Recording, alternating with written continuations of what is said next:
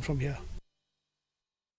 Menteri Lyngba ke Jelau Conrad ki Sangma ke sengi balang ulo ong bakam don Kano ke Jingeh ke Iadei ke Rukom Thung menta bat bakatu kan teli kitanan kila dap ban pentrai kam ke roster system kila yat bet shakmat ke Rukom Thung jam da ke boong baka yeng bishar kala kren pensyai baka sorka jela kala ban yat bet shakmat ke Iadei bat ke Rukom Thung jam bat bahakam lada kila dap ban pentrai kam ke roster system bat ke wei nagi kendon ke long ban buat renti ke roster system Hakawai kaliang ulo ong kitnat kiba kam he kidon kam shu e kijing tep na mark ladon hanado usnam ka kandai spa nyop huar badhab ban khmi bnya ya kibabon ki kot kisla based on which certain outposts were decided.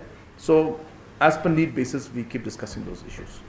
So any update of the roster system because implementation of it? As the court has clearly said that the departments can and the government can now go ahead with the recruitment and appointments following the roster system. So what the situation is that in every department the system is at a different level, and hence there cannot be a one simple yardstick or a solution or a reply to each one.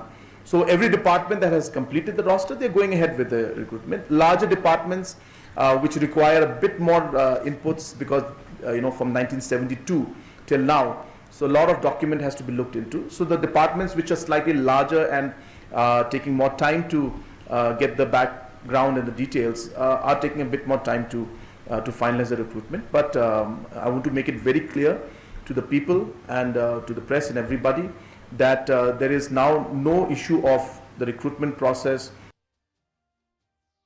Hagasngi ke bakhat do jong ka jingle nyam be ding klam